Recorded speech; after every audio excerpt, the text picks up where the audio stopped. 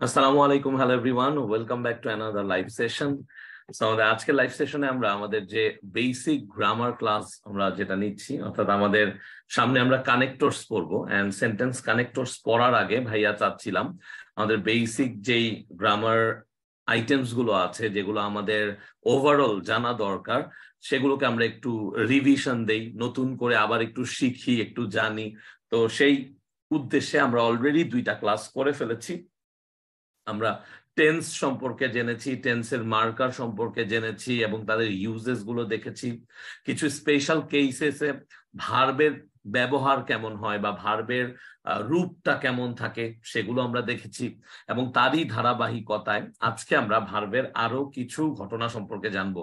Specially আজকে আমরা modal verb, non finite verb, conditionals এগুলো সম্পর্কে জানবো। তোমরা অনেকেই হয়তো আজকের মেডিকেল এক্সামের কোয়েশ্চেনটা দেখেছো। সাধারণত বেশিরভাগ অ্যাডমিশন টেস্টের সময় ইংলিশ পোর্শনে কোয়েশ্চেন আসে, যে কোয়েশ্চেন গুলো আপাত দৃষ্টিতে কঠিন মনে হলেও আসলে কঠিন না। তো সেই ব্যাপারেও আমি আজকে একটু বলবো পড়ার মাঝখানে। এবং তোমরা অনেকেই ভার্বের যেই দেখেছো যে ইনকোহেটিভ ভার্ব বা পজিটিভ বলে থাকি আমরা সাধারণত। সো পজিটিভ ভার্ব সম্পর্কে অনেকে জানার ইচ্ছা আছে। আমরা ভার্ব নিয়ে একটা আলাদা আলোচনা করবো ইনশাল্লাহ, সেটারও একটা লেকচার স্লাইড ভাইয়ার আছে। সো সেটা নিয়ে আমরা পরবর্তীতে আলোচনা করব। তবে আমরা কিন্তু আগেও বলেছি যে এই গ্রামাটিক্যাল আইটেম গুলো, এগুলো তোমাদের জন্য অত্যন্ত গুরুত্বপূর্ণ কয়েকটা ভাবে। তার কারণ হচ্ছে অলরেডি আমরা আমাদের রেগুলার গ্রামার আইটেম গুলো পড়ে ফেলেছি, তার সাথে যখন আমরা এগুলোকে বারবার রিভিশন দিচ্ছি, আমরা কিন্তু আলটিমেটলি একটা টোটাল কি করে ফেলতেছি, টোটাল একটা কম্বিনেশন করে ফেলতেছি যে না, আমি এই এই টপিক গুলো জানি, আমি এই এই ঘটনাগুলো সম্পর্কে জানি। সো যারাই এই ক্লাসগুলো করতেছো রেকর্ডের অথবা লাইভ, তোমরা প্লিজ মনোযোগ দিবা এবং প্রতিটা জিনিস ভাইয়ার সাথে রিভাইজ করে নিবা, কারণ এইটা একবার পড়লেই তোমার মাথায় ঢুকে যাবে, দ্বিতীয়বার আর কষ্ট করতে হবে না। তবে যারা এই কাজটা করবা না, তারা কিন্তু পরবর্তীতে অবশ্যই সাফারার হবা। সো আমি চাই না আমার ডিয়ার স্টুডেন্টসরা কেউ তোমরা সাফারার হও। যারা যারা ক্লাসে আছো একটু ভাইয়াকে জানিয়ে দাও যে তোমরা রেডি আছো কিনা, তাহলে আমরা আমাদের ক্লাসটা শুরু করে দিতে পারবো। আমি আবারও ক্লাসগুলো অত্যন্ত মনোযোগ সহকারে দেখার চেষ্টা করবা, কখনোই ক্লাসগুলো স্কিপ করবা না। যারা আমাদের এই রেগুলার ক্লাসগুলো করেছো রেগুলারলি, তাদের অবশ্যই এটা মাথায় রাখতে হবে যে তোমরা দিন শেষে একটা বেনিফিট পাবা। ঠিক আছে, দিন শেষে একটা বেনিফিট পাবা, এবং যারা করনি তারা আমি বলবো একটু ভুক্তভোগী হবা। সো আমরা ক্লাসটা শুরু করে দিতে পারি। আমাকে একটু বলো, can we start our class? Okay, extremely sorry, ভাইয়ার বারবার একটু রিফ্লেক্স হচ্ছে, কাশি চলে আসতেছে। So I hope you guys will understand. So প্রথম যে জিনিসটা আছে, মোডাল ভার্ব গুলো। বেসিক মোডাল ভার্ব গুলো কোনগুলো আমি যদি একটু জিজ্ঞাসা করি তোমাদেরকে, বেসিক মোডাল ভার্ব, তোমরা সবাই বেসিক মোডাল ভার্ব গুলোকে ব্যবহার করে থাকো, রাইট? রাইট, তোমরা সবাই কম বেশি বেসিক ভার্ব গুলোকে কি করে থাকো, ব্যবহার করে থাকো। এখন এই যে তোমার বেসিক যেই মোডাল ভার্ব গুলোকে তোমরা ব্যবহার করো, শ্যাল, শুড, কুড, মাইট, ঠিক আছে, উড, এই ভার্ব গুলোকে আমরা সচরাচর মোডাল ভার্ব বলে থাকি, বেসিক মোডাল ভার্ব এগুলো। এখন এদের বাহিরেও কিছু মোডাল ভার্ব আছে যাদেরকে আমরা কি বলে থাকি, সেমি মোডাল ভার্ব। কি বলে থাকি, মনোযোগ দাও, সেমি মোডাল ভার্ব। এখন বোঝার চেষ্টা করো এই জিনিসগুলো কেন ইম্পর্টেন্ট। তার কারণ হচ্ছে আমরা অলরেডি জানি যে আমরা এই যে এই ভার্ব গুলোকে, স্পেশালি শ্যাল, উইল, তারপরে হচ্ছে তোমাদের ক্যান, তারপর হচ্ছে তোমাদের শুড, তারপর হচ্ছে তোমাদের মে, হ্যাঁ, এই টাইপ অফ ভার্ব গুলোকে আমরা ইউজ করে থাকি সাধারণত ফার্স্ট কন্ডিশনালে। এগুলো কিন্তু অলরেডি আমাদের শেখা হয়ে গেছে, আমরা এগুলো জানি ফার্স্ট কন্ডিশনালে। অন্যদিকে আমি যদি আবার এই 3টা ভার্বের কথা বলি, মোডাল ভার্ব, উড, কুড, মাইট, এই 3টা কিন্তু আমাদের সেকেন্ড এবং থার্ড কন্ডিশনালে ব্যবহৃত হয়। বোথ সেকেন্ড এন্ড থার্ড কন্ডিশনালে এদেরকে কি করা হয়, এদেরকে ব্যবহার করা হয়। কিন্তু তাছাড়াও একটা স্পেশাল টাইপ অফ ভার্ব আছে যাদেরকে আমরা সেমি মোডাল ভার্ব বলি। মোডাল ভার্ব গুলো অক্সিলারি ভার্ব, এবং প্রত্যেকটা অক্সিলারি ভার্বেরই না আলাদা আলাদা ক্যারেক্টারিস্টিক্স আছে, বৈশিষ্ট্য আছে। তারা যখন একটা সেন্টেন্সে বসে তখন একটা সেন্টেন্সকে তারা বিভিন্ন ভাবে প্রভাবিত করতে পারে। তাহলে চলো আমরা একটু দেখি যে আসলে এখানে মোডাল ভার্বগুলোর কি ঘটনা আছে। মোডাল ভার্ব হচ্ছে মূলত অক্সিলারি ভার্ব এবং প্রিন্সিপাল ভার্বের পূর্বে ব্যবহৃত হয়ে নতুন অর্থ যোগ করে। মনে রাখতে হবে মোডাল ভার্বের ব্যবহারটা হচ্ছে এমন যে মোডাল ভার্ব যদি ইউজ করতে হয় তার সাথে অবশ্যই কি করতে হবে, প্রিন্সিপাল ভার্ব ইউজ করতে হবে, বা যেটাকে আমরা মেইন ভার্ব বলতেছি। প্রিন্সিপাল ভার্বের আরেকটা নাম কি আমার সাথে বলো? প্রিন্সিপাল ভার্বের আরেকটা নাম হচ্ছে মেইন ভার্ব। অর্থাৎ তুমি কখনোই মেইন ভার্ব ছাড়া একটা মোডাল বা সেমি মোডাল ভার্ব ইউজ করতে পারবে না। সো তেমনই একটা ভার্ব হচ্ছে ইউজ টু। এখন ইউজ টুটা কখন ইউজ হয়? আসলে ইউজ টুটা অবভিয়াসলি পাস্ট টেন্সে ব্যবহৃত হয়, তবে ইউজ টু দিয়ে আমরা সাধারণত আমাদের যে অভ্যস্ততা আছে অথবা আমাদের নর্মাল যে অভ্যাসগুলো আছে সেই অভ্যাসগুলোকেও প্রকাশ করতে পারি। তাহলে অতীতের কোনো ঘটনাকে, কথাগুলো খুবই মনোযোগ দিয়ে শুনবে যাতে করে আর জীবনও পড়তে না হয়, আমি আবারও বলতেছি, অতীতের কোনো ঘটনাকে আমরা যখন প্রকাশ করি তখন আমরা কি করে থাকি? এই ইউজ টুর ব্যবহার করে থাকি, অতীতের কোনো অভ্যাস। তাছাড়া বর্তমানে আমরা কোনো কাজ করতেছি বা বর্তমানে আমাদের দ্বারা কোনো একটা কাজ অভ্যাসজাত হয়ে সেটা সংগঠিত হচ্ছে প্রতিনিয়ত, সেই ক্ষেত্রে আমরা ইউজ টু ব্যবহার করতে পারি। মাথায় এই জিনিসটা রেখো। আরেকটা গুরুত্বপূর্ণ জিনিস হচ্ছে ইউজ টু বলে কোনো কিছু কিন্তু নেই।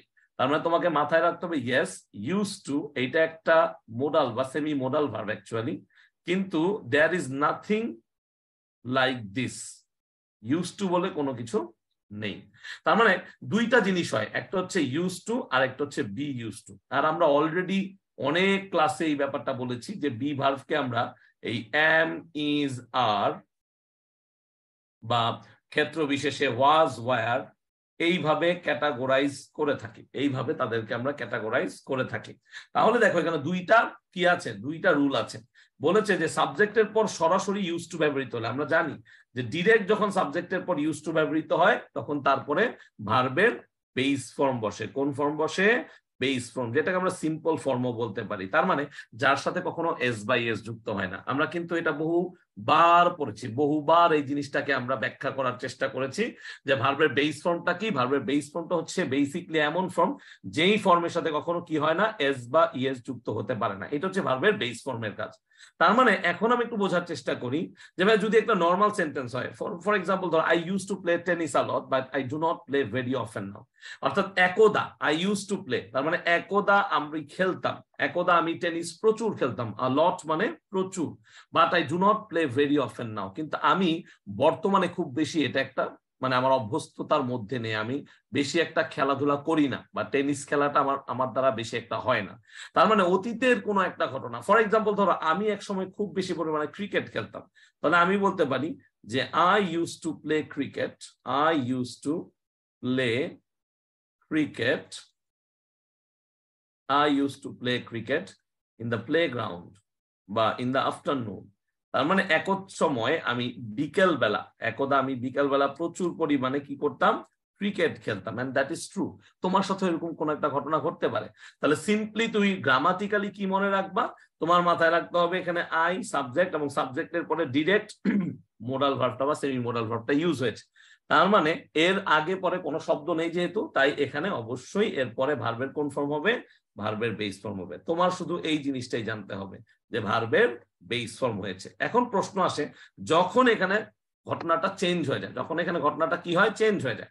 অর্থাৎ সাবজেক্টের পর যদি বি ভার্ব থাকে, এবং বি ভার্বকে আমি একটু আগে বোঝালাম, এই যে এগুলো অ্যাম, ইজ, আর, ওয়াজ, ওয়্যার, এই জিনিসগুলো অ্যাম, ইজ, আর, ওয়াজ, ওয়্যার, অথবা গেট থাকে বা বিকাম থাকে। দেখো গেট যেহেতু থাকে তাই আমি বলবো গেটের পাস্ট ফর্ম হচ্ছে গট, গটও থাকতে পারে।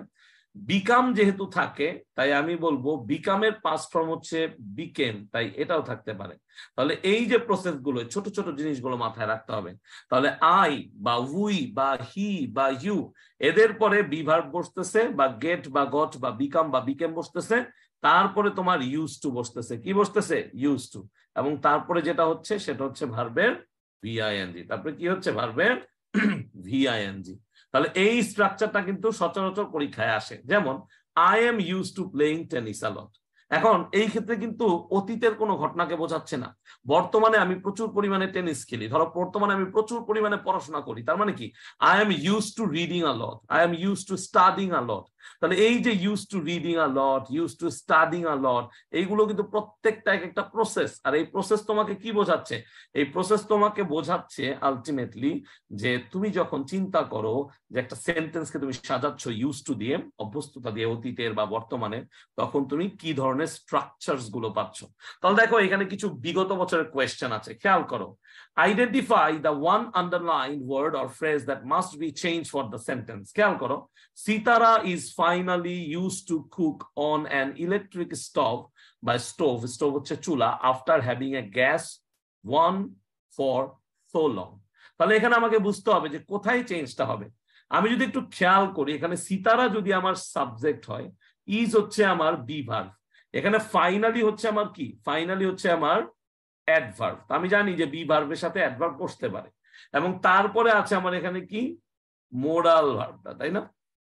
তাহলে এই মোডাল ভার্বের পরে আমি কি ভার্বের বেস ফর্ম বসাবো, নাকি আমি ভিআইএনজি বসাবো? আমি ভিআইএনজি বসাবো। এটাকে বলা হয় সেন্টেন্স কারেকশন বা পিন পয়েন্ট এরর বা এরর ফাইন্ডিং।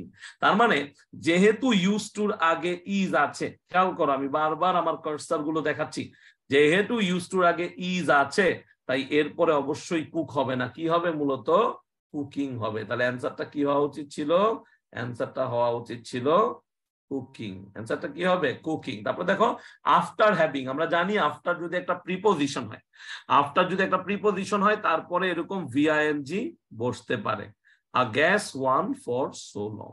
সো আলটিমেটলি সে এতদিন গ্যাসে করতো, এখন সে ইলেকট্রিক স্টোভে সে কি করতে পারে? রান্না করতে পারে। Okay, next question, I am use to. তাহলে এখানে ইউজ টুর আগে কি আছে? বি ভার্ব আছে, তাহলে ডেফিনেটলি এখানে ভিআইএনজি হবে। So I am use to drinking coffee in the morning না, তার মানে আমি বর্তমানে কফি খেতে অভ্যস্ত। আছো না তোমরা অনেকেই যারা প্রেসারে, পরীক্ষার চাপে বা সবকিছু তোমরা এখন একটু কফি খেতে পছন্দ করো? বলো, তোমরা একটু কফি খেতে পছন্দ করো না? তার মানে যে you are use to drinking coffee in the morning now, অর্থাৎ তোমরা আলটিমেটলি যে কফি খেতে খুব অভ্যস্ত হয়ে গেছে এবং সেটা খেতে তোমরা খুব পছন্দ করো। আবার দেখো, when I was young, যখন আমি ইয়াং ছিলাম, খেয়াল করো ইয়াং একটা অ্যাডজেক্টিভ, তার মানে যখন আমি ইয়াং ছিলাম আই ইউজ টু, তাহলে আই এর পরে ডিরেক্ট ইউজ টু আছে, তার মানে এখানে ভার্বের বেস ফর্ম বসবে। তাহলে অ্যান্সারটা কি হবে? আমার সাথে সাথে বলো, কালেক্ট হবে। কি হবে বলো? কালেক্ট হবে। তবে তোমাদেরকে একটা এক্সেপশন মনে রাখতে হবে। এটাকে আমরা কি বলতেছি? এটাকে আমরা এক্সেপশন বলতেছি। কেন ভাইয়া? তার কারণ হচ্ছে অনেক ক্ষেত্রে প্যাসিভ মুডে এরকম একটা ব্যবহার হয়। প্যাসিভ মুডে এই ব্যবহারটার ক্ষেত্রে মনে রাখতে হবে যে be verb plus use to, এরপরে ভার্বের বেস ফর্ম বসে। ভার্ব ওয়ার্ড মানে হচ্ছে ভার্বের বেস ফর্ম। ভাইয়া কিছুই বুঝলাম না, একটু বুঝায় বলবেন? চলো বোঝানোর চেষ্টা করি। দেখো, the machine is use to produce goods. বোঝার চেষ্টা করো, বোঝার চেষ্টা করো। তাহলে মেশিনটি অভ্যস্ত তারা, কিন্তু the machine is use to produce good, এখানে এই ইউজটা কিন্তু ইউজ টুর সাথে নাই, এই ইউজড হচ্ছে মূলত ভার্বের V3। বুঝতে পারতেছ? তার মানে someone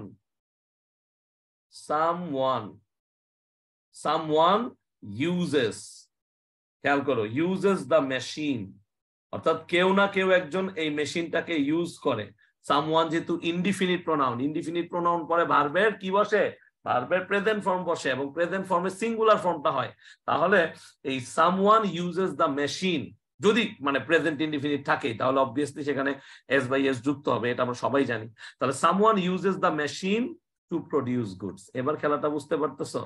তার মানে এখানে টু প্রডিউসটা হচ্ছে ইনফিনিটিভ, এখানে ইনফিনিটিভ, এটা কি? এটা ইনফিনিটিভ। সো এই যে ব্যাপারগুলা, এই যে চেঞ্জেস গুলো আমাদেরকে শিখতে হবে। আমি আবারও বলতেছি, উই নিড টু আন্ডারস্ট্যান্ড। তাহলে এইটা কিন্তু এক্সেপশন, এক্সেপশনাল একটা এক্সাম্পলও বটে। এটা কিন্তু প্যাসিভ মুডে আছে। তার মানে এখানে সামওয়ান ইউজেসও বলতে পারো, উই ইউজও বলতে পারো। ঠিক আছে? একইভাবে দেখো, wood is use to make furniture, wood is use to make furniture, তার মানে এখানে টু মেক এটা হচ্ছে ইনফিনিটিভ হিসেবে আছে। তার মানে ইউজ কিন্তু এখানে ভার্বের V3 হিসেবে আছে। তার মানে we use wood to make furniture, এটার অ্যাক্টিভ ফর্ম কি হবে? We use wood to make furniture. We used না, কিন্তু উই ইউজ। কেন? কারণ পুরো ঘটনাটাই যে ইজ আছে, প্রেজেন্ট ফর্মে আছে। তুমি তো এইভাবে চিন্তা করতে হবে।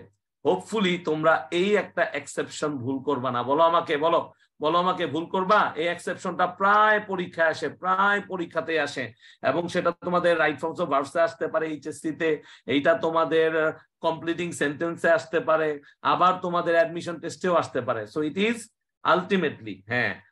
আলটিমেটলি এক্সেপশনাল জিনিস। তারপর আসো হ্যাড বেটার। এখন তোমরা অলরেডি জানো, এটা আমি পড়িয়েছিও তোমাদেরকে, হ্যাড বেটার, উড রেদার, এদের পার্থক্য আমি তোমাদেরকে বলেছি বহুবার। কিভাবে?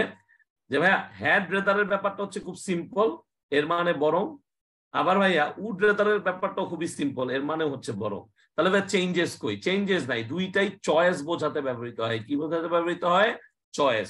তুমি এখানে চুজ করতে পারবে। তবে এই হ্যাড বেটারটা একটু বেশি স্ট্রঙ্গার, আর উড রেদারটা পুরোপুরি চয়েস ভিত্তিক। আমি আবারও বলতেছি, হ্যাড বেটারটা একটু বেশি স্ট্রঙ্গার, আর উড রেদারটা পুরোপুরি চয়েস ভিত্তিক। এখন তাহলে হ্যাড বেটারটা আসলে কি বোঝায়? হ্যাড বেটারটা হচ্ছে ভবিষ্যতে কোনো একটা কাজ করলে ভালো হবে, এটা বোঝায়। দেখো সুন্দর করে লিখেছে, হ্যাড বেটার ভবিষ্যতের উপদেশ দেয়া বোঝাতে ব্যবহৃত হয়। তার মানে তুমি যখন হ্যাড বেটার বলতেছো, তার মানে ভবিষ্যতে এই কাজটা করলে তোমার ভালো হবে, ভবিষ্যতে তুমি যদি এই কাজটা করো তাহলে তোমার বেটার হতে পারে, বেটারমেন্ট হতে পারে, এই জিনিসটা বোঝাতে তুমি হ্যাড বেটারকে ব্যবহার করে থাকো। তাহলে হ্যাড বেটার এবং এই যে দেখো শুড বা ওড টু একই অর্থে ব্যবহৃত হয়। তার মানে হ্যাড বেটার মানে কিন্তু উচিত। এই কথাটা আমরা অনেকেই বুঝতে চাই না, যে হ্যাড বেটার মানে কি? হ্যাড বেটার মানে উচিত, তার মানে এক ধরনের কি দেওয়া, পরামর্শ দেওয়া। তাহলে এই যে এখানে ভার্বের কোন ফর্মটা বসবে? হ্যাড বেটারের পরও ভার্বের বেস ফর্মটা বসবে। ভার্ব ওয়ার্ড মানে ভার্বের বেস ফর্ম।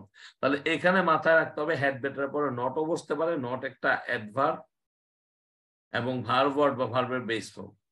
ঠিক আছে? তাহলে এই হ্যাড বেটারটা সাধারণত কিভাবে ব্যবহৃত হয়? খেয়াল রাখবা, নেগেটিভ বুঝাতে শুধু নট বসে, ডু নট কিন্তু হয় না। হ্যাড বেটার ডু নট হয় না, হ্যাড বেটার নট। তাহলে এখন আসো একটু উদাহরণে যাই। হ্যাড বেটার আমরা জানি, বাট উদাহরণে যাই। যেমন you had better take it. ধরো আমি তোমাকে হেল্প করতেছি, এখন তুমি বলতেছো না না না please thank you, I have enough, আমার যথেষ্ট আছে, আমার যথেষ্ট হয়ে গেছে, আমার আর হেল্প করতে হবে না, I do not need your help. কিন্তু আমি তোমাকে বোঝাচ্ছি তুমি বরং এটা রাখো, ভবিষ্যতে কাজে লাগতে পারে। So you had better take it, you had better take it. আবার you had better not take it, তার মানে তুমি বরং এটা রেখো না, তোমার এটাতে কোনো কাজ হবে না। সো না বোধক যখন কোনো কিছুকে বলবো তখন হ্যাড বেটার নট ব্যবহৃত হয়। তাহলে দেখো তো এখানে 32 যে 32nd BCS এ, travellers dash their reservations well in advance if they want to fly. তারা যদি ফ্লাই করতে চায় তাদেরকে কি করতে হয়? তাদেরকে রিজার্ভেশন গুলো খুব দ্রুত নিয়ে নিতে হয়। তাহলে এখানে দেখো, হ্যাড বেটার গো গেট, জীবনও হবে না, দুইটা verb. Had to get better, জীবনও হবে না। Had better get, had better got, তাহলে এটা কাটা, অ্যান্সার হবে হ্যাড বেটার গেট। তাহলে travellers had better get their reservations well in advance if they went to if they want to fly. তাহলে তারা যদি ফ্লাই করতে যায় বা তারা যদি ফ্লাই করতে চায়, ঠিক আছে, যায় অথবা চায়, দুই ক্ষেত্রেই তাদেরকে কি করতে হবে? They had better get their reservation, আগে রিজার্ভ করে রাখা। We better dash the schedule, we better check the schedule. তার মানে অনেক ক্ষেত্রে হ্যাড বেটার নাও থাকতে পারে, শুধু বেটার থাকতে পারে। সেই ক্ষেত্রেও এরপরে ভার্বের কি ফর্ম বসবে? এরপরে ভার্বের বেস ফর্ম বসবে। তাহলে we better check the schedule of the examination. I think all drivers dash seat belts, I think all drivers should wear seat belts, তাই না?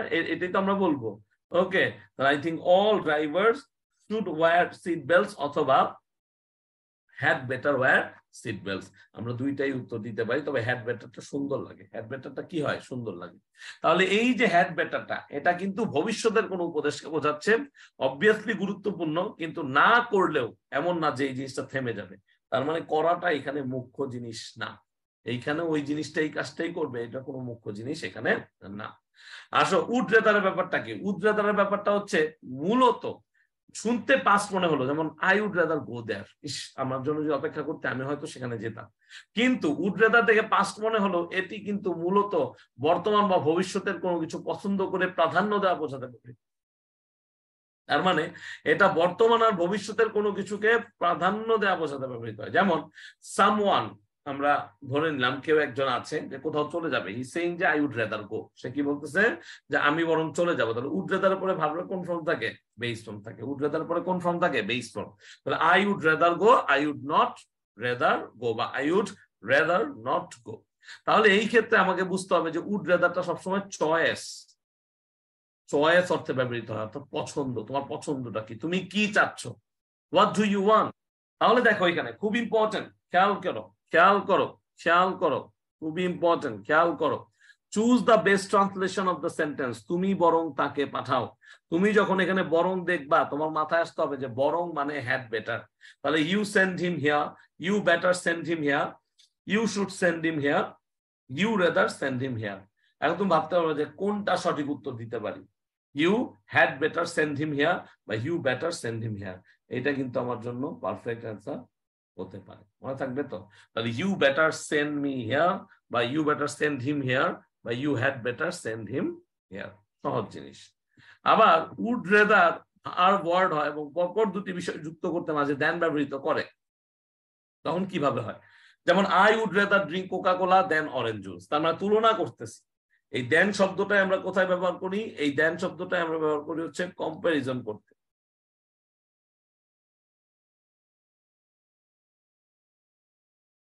কম্পারিজন মানে তুলনা, আর এই দেন হচ্ছে অ্যাডভার্ব, ঠিক আছে? এর মানে হচ্ছে তখন। তাহলে এই ক্ষেত্রে দেখো যে I would rather drink Coca Cola then orange juice, এই সেন্টেন্সটাকে এইভাবেও লেখা যায়। খেয়াল করো, খুবই ইম্পর্টেন্ট রাইটিং এর জন্য। I prefer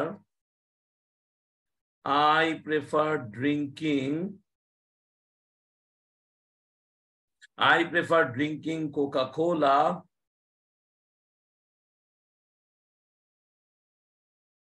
to orange juice.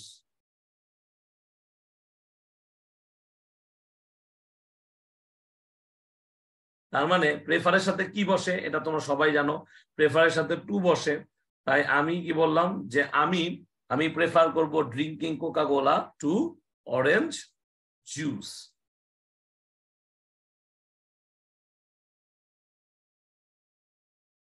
এই যে লিখে ফেললাম।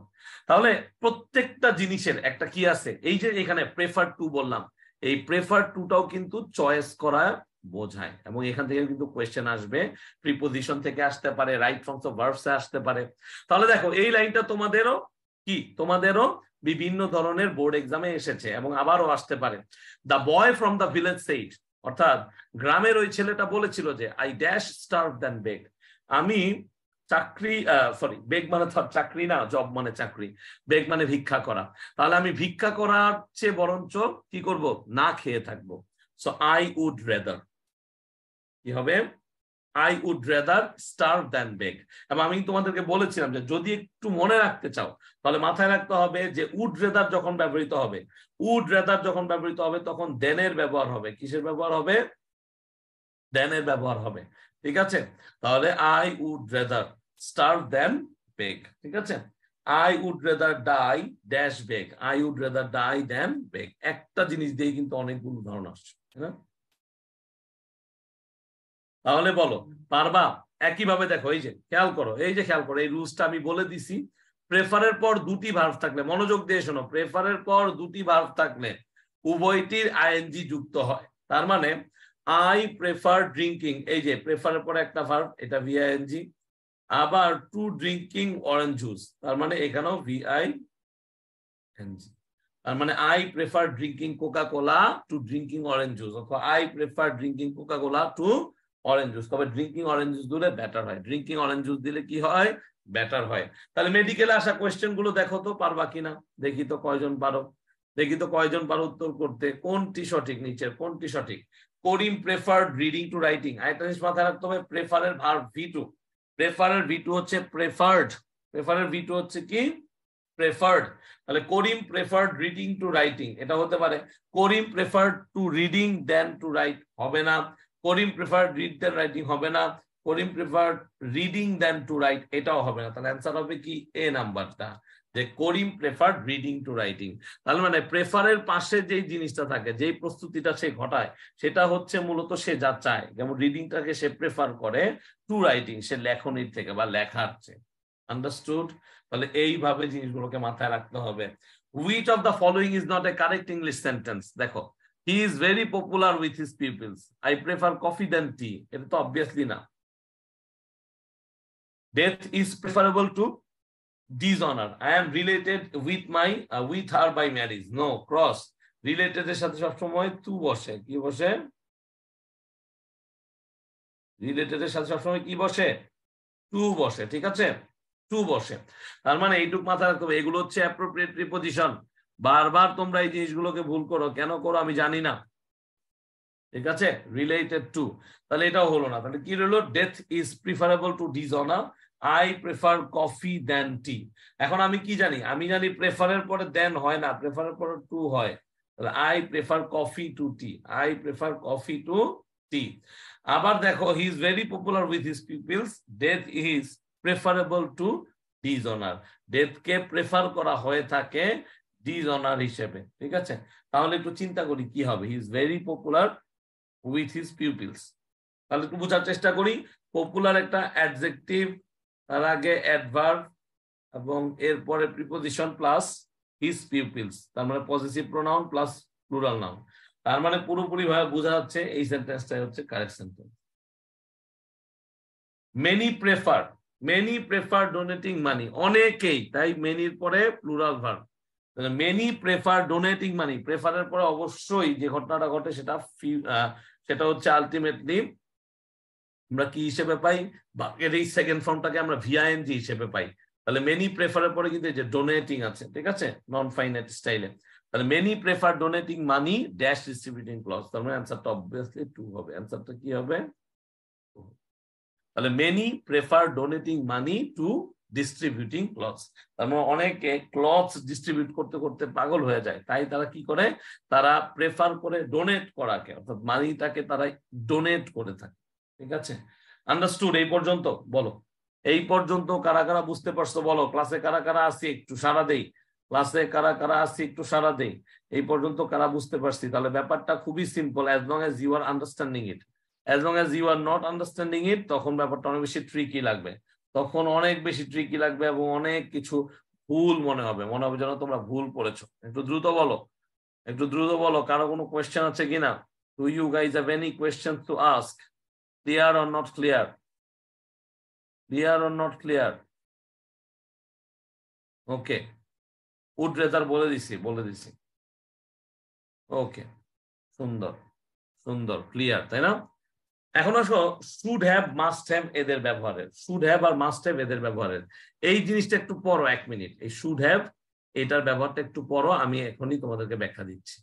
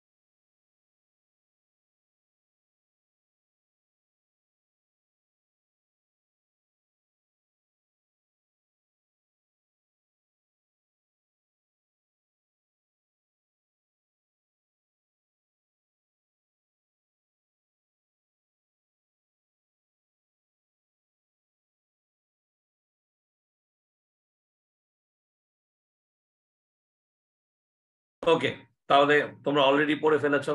তাহলে আমি একটু তোমাদেরকে মনে করানোর চেষ্টা করি। তোমরা পারফেক্ট কন্ডিশনাল পড়েছিলে, মনে করে দেখো, পারফেক্ট কন্ডিশনাল আমি পড়িয়েছিলাম। তাহলে পারফেক্ট কন্ডিশনাল যখন ভাইয়া পড়িয়েছি তখন কি বলেছি ক্লাসে বলতো? আমরা শুরুর দিকের ক্লাসগুলোতে আমরা বলেছিলাম যে কুড, স্পেশালি কুড বা উড বা এদের সাথে have plus V3, have plus কি V3, এই কন্ডিশনটা। তাহলে শুড হ্যাভ মানে কি? শুড হ্যাভ মানে অতীতে কোনো একটা কাজ করা উচিত ছিল কিন্তু করা হয়নি। নর্মাল শুড কি, কথাটা বোঝার চেষ্টা করো। নর্মাল শুড কিন্তু হ্যাড বেটার। নর্মাল শুড হচ্ছে equals to had better, right? মানে উচিত, করা উচিত, আমরা যখন উপদেশ দিই বা করতে বলি, তাগিদ দিই। কিন্তু অতীতের কোনো কাজ, এখানে শুধু শুড হ্যাভ না, could have, must have, might have, এগুলো সবই হচ্ছে অতীতের কোন একটা কাজ যেটা করা উচিত ছিল কিন্তু করা হয়নি, এই বোঝাতে ব্যবহৃত হয়। তাহলে দেখো should have plus past participle, আর আমরা সবাই জানি কি পাস্ট পার্টিসিপল, V3। V3 হচ্ছে আমাদের পাস্ট পার্টিসিপল। তাহলে you missed a great party, মনে করো তোমাদের বন্ধুরা অনেক সুন্দর সুন্দর পার্টি অ্যারেঞ্জ করে। এখন তুমি আফসোস করে বলতেছো, দোস্ত তুই যে পার্টিটা মিস করলি না বন্ধু, মানে পার্টিটায় গেলে তুই যে মজাটা পাইতি। তার মানে কি, ইউ আর ট্রাইং টু অ্যালিউড হিম, যে দেখো কি মিসটা করছো তুমি বেচারা। তার মানে তুমি যখন তাকে এই অবস্থায় এনে ফেলো যে সে ফিল করা শুরু করে যে না, পার্টিটা মিস করে বড় ভুল হলো, তখন তুমি বলতেছো ইউ শুড হ্যাভ অ্যাটেন্ডেড বা you should have attended the party. কথাটা বুঝতে পারছো? তাহলে এই যে চেঞ্জটা, এই চেঞ্জটা মাথায় রাখতে হবে। You missed a great party. You should have attended the party. ওকে, একইভাবে আই এম ফিলিং সিক, ধরো আমি, আমার খারাপ লাগছে, আই এম ফিলিং সিক, আমি অসুস্থ। আই এইট টু মাচ, আমি প্রচুর খেয়ে ফেলেছিলাম। I should not have eaten so much. তার মানে তোমার অ্যাক্টিভিটিটা আগেই ঘটছে, তুমি আগেই খেয়ে ফেলছো, তুমি অসুস্থ বোধ করছো, এখন তুমি আফসোস করতেছো যে ইস, আমি যদি একটু কম খেতাম। I should not have eaten so much. তাহলে এই যে ঘটনাটা, এই যে তুমি নট ইউজ করতেছো, বোঝাই যাচ্ছে যে তুমি আফসোস করতেছো, এবং ইটেনটা হচ্ছে ভার্বের V3। সো এই ধরনের চেঞ্জেস গুলো দেখো। Before you entered the classroom, entered হচ্ছে V2। তাহলে before you entered the classroom you dash permission, তার মানে তোমার কিন্তু পারমিশনটা গ্রহণ, মানে নিয়ে নিতে হবে। তাহলে এখানে একটা ভার্ব হচ্ছে সিক। আমি যদি নর্মালি চিন্তা করতাম তাহলে আমি বলতে পারতাম you should seek, you should seek, তার মানে look for, kind of look for বা সার্চ, ঠিক আছে?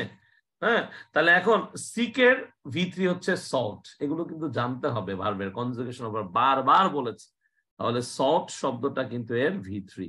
তাহলে এইটুকু যদি আমি জানি, কন্ডিশন হচ্ছে এইটা, তাহলে অ্যান্সার হচ্ছে এইটা, যে you should have sought permission, you should have sought permission. অর্থাৎ তুমি তো অলরেডি ঢুকে ফেলেছো, মানে ক্লাসে তুমি এন্ট্রি নিয়ে নিছো, কিন্তু তুমি যদি না ঢোকার আগেই, মানে ঢোকার আগেই তুমি যদি আলটিমেটলি পারমিশনটা নিতে, সবচেয়ে বেটার হতো। You dash her it was a secret, you should not have told her. তাহলে বুঝতে হবে ইট ওয়াজ এ সিক্রেট, তার মানে এইটা কিন্তু তোমাকে রিভিল করতে বলা হয়নি। সিক্রেট রিভিল করতে বলা হয়নি, রিভিল মানে উন্মুক্ত করা, রিভিল করতে মানা, মানে এটা উন্মুক্ত করা যাবে না, তার মানে অবশ্যই এই পাশে নেগেটিভ কিছু বসবে, you should not have told. তার মানে আমরা খুব স্ট্রেট ফরওয়ার্ড বলতে পারি যে you should not have told, you should not have told, অর্থাৎ তোমার উচিত ছিল না এটা বলা, because it was secret, ultimately it was a secret. একইভাবে মাস্ট হ্যাভ এর ব্যবহারটা আমরা এইভাবেই করতে পারি, যে বর্তমান বা অতীতের কোনো কাজ দেখে যদি নিশ্চিতভাবে বলা যায় যে এই কাজের আগে আরেকটি কাজ অবশ্যই হয়েছে, তাহলে তার ক্ষেত্রে মাস্ট হ্যাভ হয়। তার মানে তোমার বর্তমানে কয়েকটা ঘটনা ঘটতেছে, তার মানে আমি যখন বারবার বলতেছি যে আমি এই পারফেক্ট কন্ডিশনাল পড়িয়েছি, এগুলো আমি জানিয়েছি তোমাদেরকে, তার মানে আমি কিন্তু অলরেডি নিশ্চিত ভাবে বলতেছি যে আমি পড়িয়েছি, কারণ আমি পড়িয়েছি। তাহলে দেখো পড়ার মাঝখানে উদাহরণগুলো চলে আসতেছে, এমন কিন্তু না যেগুলো মুখস্থ কোনো বিদ্যা। তাহলে দেখো the streets are wet, wet মানে ভেজা, সামনে বৃষ্টির দিন আছে, বা বৃষ্টির দিন আসলে তোমরা জানো যে গাছপালা ভিজে যাবে, মাঠ ঘাট ভিজে যাবে, প্রান্তর ভিজে যাবে, সবকিছু ভিজে যাবে। তাহলে the streets are wet, it must have rained here, তার মানে এটা নিশ্চিত যে অবশ্যই সেখানে বৃষ্টি হয়েছিল। এখন তুমি যদি বলো it should have rained here, তাহলে এটা কিন্তু প্র্যাকটিক্যালি সঠিক সেন্টেন্স হবে না।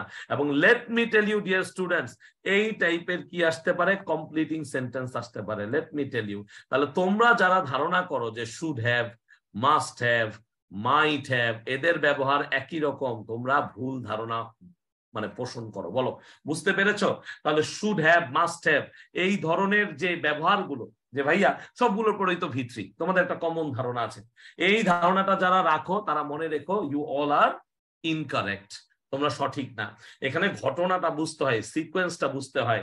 তাহলে বৃষ্টি হচ্ছে কি নেমেছিল, এবং বৃষ্টি নামার কারণে স্ট্রিটস গুলো বর্তমানে ভেজা আছে, আর ওয়েট, তার মানে অবশ্যই বৃষ্টি হয়েছিল।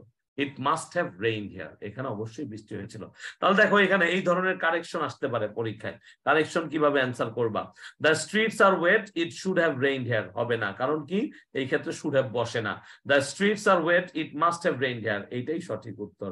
এবং দেখো এই সেমিকোলনের পরে অবশ্যই কি বসে, সেমিকোলনের পরে অবশ্যই আমার স্মল লেটার বসে। কি বসে? স্মল লেটার বসে। ঠিক আছে, সেমিকোলনের পরে স্মল লেটার বসে। The streets are wet, it must have rained here, তার মানে এখানে কুড হ্যাভ, ওড টু কিছুই আলটিমেটলি হবে না। ঠিক আছে, he dash at home because the lights were on, তার মানে দ্য লাইটস ওয়্যার অন, আমি জানি যে লাইট গুলো জ্বলতেছিল, তার মানে 100% সে জেগেছিল। তাহলে he must have been at home, তাহলে এইখানে মাস্ট হ্যাভ বিন বসবে অ্যাকর্ডিং টু দ্য ইউজ। আর একটা গুরুত্বপূর্ণ জিনিস হচ্ছে এই বি ভার্বের যে ভি3টা আছে, এই ভি3টাই কিন্তু বিন। তোমরা বারবার এই জিনিসটা ভুল করতেছো, আমি জানি না কেন করতেছো, তোমাদের কিন্তু এই জিনিসটা ভুল করা উচিত না। এই বি ভার্বের ভি3টাই হচ্ছে বিন। তো আমি যত বেশি এই জিনিসগুলোকে চিন্তা করবো আর বুঝবো, তত আমার জন্য বেটার। ঠিক আছে, তত আমার জন্য কি বেটার। তাহলে পারবা না এরকম? তাহলে এই ধরনের জায়গায় যদি আমার কন্ডিশনাল থাকতো, for example if I had been there, বলো কমেন্ট সেকশনে কি হবে। If I had been there, তাহলে আমি কিন্তু জানি এখানে না মাস্ট হ্যাভ না শুড হ্যাভ, এখানে ইউজ করতে হবে কুড হ্যাভ অথবা কি, কুড হ্যাভ অথবা মাইট হ্যাভ। তাহলে if I had been there, I could have বা উড হ্যাভ বা might have helped, I could have বা I would have helped বা I could have helped him। তাহলে দেয়ারটা হচ্ছে এখানে একটা অ্যাডভার্ব। এগুলো important parts of speech. Parts of স্পিচের কিন্তু এই ডিটারমিনেশনটা, তার মানে কোনটা কোন পার্টস অফ স্পিচ বারবার আসবে পরীক্ষার হলে। তাহলে এইটা আলটিমেটলি একটা থার্ড কন্ডিশনাল। তো দেখো প্রতিটা পড়া তুমি যখন ভালো মতো পড়বা, তখন এই জিনিসগুলো তোমার ভিতরে কি হবে, তুমি এই জিনিসগুলোকে আত্মস্থ করতে পারবা, এই জিনিসগুলোকে তুমি বোঝাতে পারবে যে হ্যাঁ এটা আমি পারি, এটা আমি বুঝি। ঠিক আছে, তাহলে এখন আসো ডিরেক্ট আর ইনডিরেক্ট কোয়েশ্চেন সম্পর্কে আমি একটু বলি। What do you mean by direct question? Direct question দুই ভাবে হয়, একটা হচ্ছে WH কোয়েশ্চেন দিয়ে, তার মানে হু, হুইচ, হোয়াট, হোয়েন, হাউ, এগুলো দিয়ে। আর একটা হচ্ছে তোমাদের সকল প্রকার অক্সিলারি ভার্ব দিয়ে। কি দিয়ে?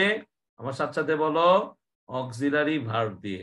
অর্থাৎ এইসব সেন্টেন্সের ক্ষেত্রে সবই ইন্টারোগেটিভ সেন্টেন্স হয় এবং এটা সবসময় কোয়েশ্চেন মার্ক হয়। তাহলে দেখো WH question, auxiliary verb, subject, verb, extension, আবার auxiliary verb, subject, verb, extension. So খুবই important, auxiliary verb, subject, verb, extension, এটা কিন্তু খুবই কমন। এখানেও আছে, খেয়াল করো, এখানেও আছে, এখানে তো আছেই। তাহলে আমরা একটু বোঝার চেষ্টা করি কোয়েশ্চেন গুলো। Why did they went there? Why had they go there yesterday? Why did they go there yesterday? Why they went there yesterday? এখন কয়েকটা জিনিস বুঝতে হবে। প্রথম জিনিস হচ্ছে ডু, ডাজ, ডিড। খেয়াল করো, মনোযোগ দাও। ডু, ডাজ, ডিড, এগুলো হচ্ছে সব কি ভার্ব? এগুলো হচ্ছে সব অক্সিলারি ভার্ব।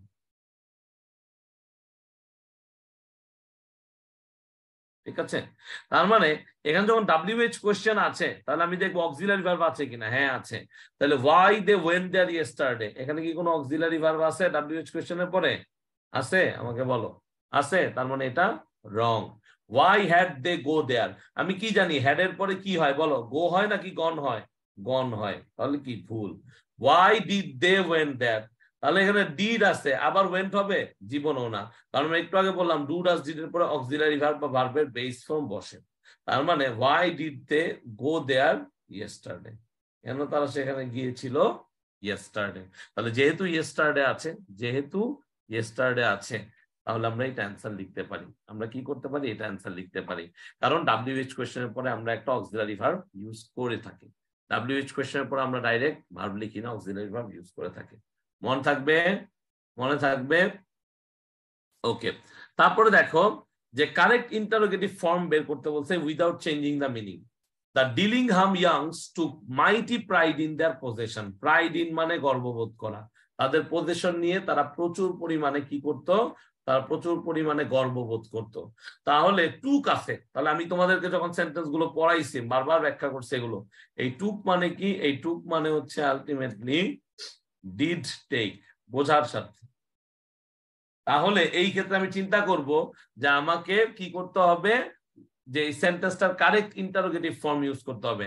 তাহলে এটা যদি পজিটিভ সেন্টেন্স হয় তাহলে ইন্টারো নেগেটিভ হয়, তাহলে আলটিমেটলি ডিডেন্ট হবে। কি হবে? Didn't, didn't. আচ্ছা, তারপর আমরা কি লিখবো? ডিডেন্ট দ্য ডিলিংহাম ইয়াংস, তার মানে সাবজেক্টটা লিখবো, কারণ আমরা একটু আগে কি শিখছি? মুখস্থ না কিন্তু এই পড়াগুলো, মুখস্থ না, তাকাও, এই অক্সিলারি ভার্বের পরে সাবজেক্ট বসে, আমরা মাত্র শিখছি না? আমরা মাত্র শিখছি না? তাহলে did not the Dillingham youngs. ওকে, কিন্তু এখানে কি আছে? টেক্স আছে। আমরা আগেই বলেছি যে ডু ডাজ ডিড এর পরে অক্সিলারি ভার্ব বসে এবং ভার্বের বেস ফর্ম বসে। ভার্বের কি বসে? ভার্বের বেস ফর্ম বসে। So ultimately did not the Dillingham Youngs takes a mighty product, এটা ভুল। ঠিক আছে, এটা ভুল, এটা টেক হতে পারতো। তাহলে ডিড দ্য ডিলিংহাম ইয়াংস, এটা অ্যান্সারটাই চেঞ্জ।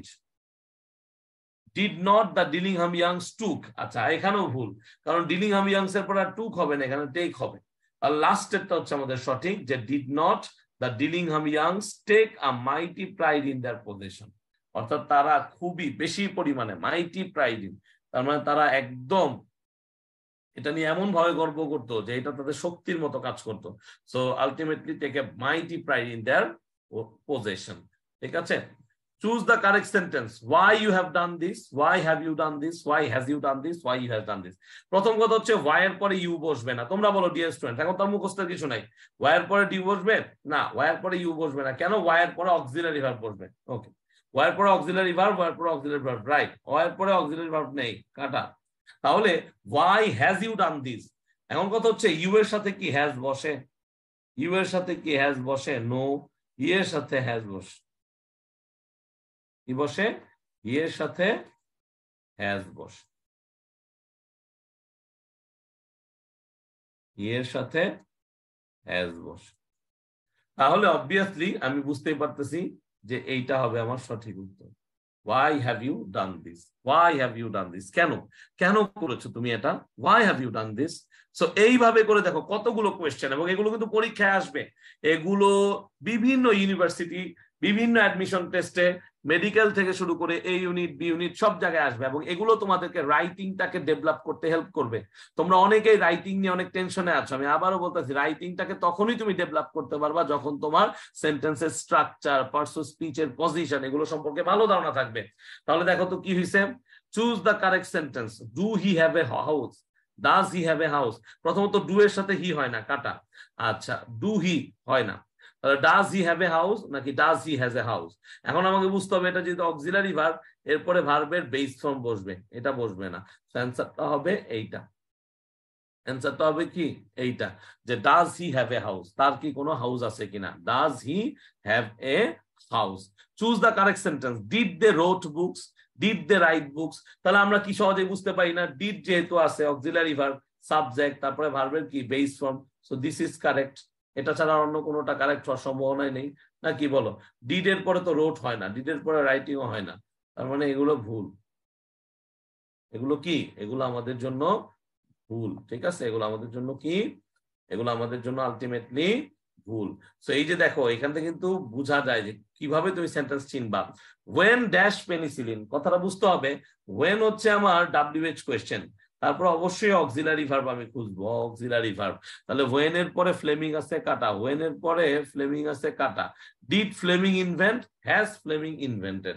এখন কথা হচ্ছে পেনিসিলিন বহু বছর আগে আবিষ্কৃত হয়েছিল, আর আমরা যখন প্রেজেন্ট পারফেক্ট টেন্স বলি মানে হ্যাজ প্লাস V3 বলি, তার মানে তখন এটা রেশ রয়ে গেছে। তাহলে অ্যান্সারটা হবে when did Fleming invent penicillin, কখন ফ্লেমিং এই পেনিসিলিনটাকে আবিষ্কার করে ফেলেছিলেন। ঠিক আছে, choose the right correct interrogative form. যেমন when did you born, where are you born, where were you born, when you born। এখন when you born বলে কিছু হয় না, when did you born এটাও সাধারণত সেন্টেন্স হিসেবে হয় না। ঠিক আছে, তারপরে দেখো যে where are you born and হচ্ছে where were you born। এখন আমাকে বুঝতে হবে যে আমি কোনটা ইউজ করবো verb, where are you born নাকি where were you born। বলো কি হবে, আমাকে বলো, কমন সেন্স থেকে বলো কোনটা হবে, কমন সেন্স থেকে বলো, কমন সেন্স থেকে বলো, কেউ একজন বলো, কেউ একজন বলো কি অ্যান্সার হবে কমন সেন্স থেকে। Very good. তার মানে এখানে কি where are you born বলবো নাকি where were you born বলবো, বলো দ্রুত বলো, আমি অ্যান্সার চাই তোমাদের কাছ থেকে, আমি এটা রেখে দিলাম। ওকে, তারপরে দেখো কি আছে, is famous for। আমরা কিন্তু এগুলো প্রচুর পরিমাণে পড়েছি। আমরা এগুলো কোথায় পড়েছি, আমরা এগুলো পড়েছি হচ্ছে কোথায়, আমরা এগুলো পড়েছি হচ্ছে প্রিপোজিশনে। কোথায় পড়েছি, প্রিপোজিশনে। ঠিক আছে, অর্থাৎ ফেমাস ফর বা পপুলার ফর, ঠিক আছে, এগুলো পরিচিত, সুপরিচিত। তাহলে Dhaka is famous for mosque, the correct WH question. Dhaka is famous for mosque. What for is Dhaka famous, হবে না। For what is Dhaka famous, why is Dhaka famous for. তার মানে এখানে যেহেতু ফেমাস ফর মস্ক বলেছে, আমরা কি বলতে পারি, what is Dhaka famous for. আমরা কি বলতে পারি, what is Dhaka famous for. ঠিক আছে, ঢাকা কেন ফেমাস, ঢাকা ফেমাস হচ্ছে মস্কের জন্য। What is Dhaka famous for, Dhaka কিসের ফেমাস, ঢাকা হচ্ছে মস্কের জন্য ফেমাস। আলটিমেটলি ইন্টারোগেটিভ ফর্ম কি হতে পারে, when were you born, তাই না, when were you born। কারণ কি, কারণ দেখো মুখস্থ পড়া না, এই ডিড এর পরে বর্ন হবে না। আমরা আগেই শিখিয়েছিলাম তোমাদেরকে বিয়ার, bore, born, V1 V2 V3, V1 V2 V3। তাহলে এখানে দেখো আলটিমেটলি ডিডের পরে বর্ন আছে, যেটা কিনা হবে না। তারপর হচ্ছে তোমার when you born, এটাও হয় না, এটাও ভুল আমাদের। আর মানে where are you born, where were you born। আমি সাধারণত পাস্টের ঘটনা বলতেছি, কোথায় জন্মগ্রহণ করেছিলাম। So where were you born, অ্যান্সারটা কি হবে, where were you born। মনে থাকবে, মনে থাকবে, মনে থাকবে। তাহলে what is Dhaka famous for আর where were you born। তাহলে এই যে জিনিসগুলো, ওয়াজ বর্ন কিন্তু তোমরা কোথায় পড়েছো বলো, তোমরা পড়েছো হচ্ছে গ্যাপ ফিলিং উইথ স্পেশাল ওয়ার্ডস এ, এবং সেখানে কিন্তু তোমরা আলটিমেটলি প্লেস, টাইম, ইয়ার এগুলো থাকলেই বসিয়ে দিয়েছো। ঠিক আছে, প্লেস, টাইম, ইয়ার এগুলো থাকলেই বসিয়ে দিয়েছো। তাহলে আমরা এই ডিরেক্ট কোয়েশ্চেনটা আমরা বুঝলাম। আমরা কালকে আবার ইনডিরেক্ট কোয়েশ্চেন বুঝবো, এবং ইনডিরেক্ট কোয়েশ্চেনের সাথে সাথে আমরা হচ্ছে এই যে আমাদের যে কি আছে, আমাদের যে আলটিমেটলি তোমার মোডাল ভার্বের সাথে সাথে যে কন্ডিশনাল সেন্টেন্সেস আছে সেগুলো আমরা পড়ার চেষ্টা করব। কন্ডিশনাল সেন্টেন্স গুলোর সাথে সাথে আমরা অবভিয়াসলি বেশ কিছু প্র্যাকটিস করব এবং নন ফাইনাইট ভার্বটা ধরে ফেলবো। আজকের জন্য যতটুকু রিভিশন দিছি মোর দেন এনাফ, এইটুক রিভিশন, এর চেয়ে বেশি রিভিশন টু বি অনেস্ট আর লাগবে না। তবে এইটুকু মনে রাখতে হবে যে প্রচুর প্র্যাকটিস করতে হবে। যদি প্র্যাকটিস না করো তাহলে কখনো আগাতে পারবে না, প্র্যাকটিস না করলে কখনো তুমি জিনিসগুলোকে মনে রাখতে পারবে না। So best of luck everybody. সবাই আজকে আর বেশিক্ষণ পড়বো না, এতটুকুই পড়ালাম, কারণ কালকে আবার দেখা হচ্ছে ক্লাসে, এন্ড ইনশাআল্লাহ কালকের ক্লাসে আমরা আরো বিস্তারিত করবো ইনশাআল্লাহ। ঠিক আছে, তো কারো কোনো লাস্ট কোয়েশ্চেন বা আরো কোনো লাস্ট কোয়েশ্চেন থাকলে আমাকে করতে পারো। If you guys have any questions left, you may ask. যদি না থাকে তাহলে আজকে এই পর্যন্তই। Thank you very much. See you in the next class tomorrow. আল্লাহ হাফেজ, আসসালামু আলাইকুম।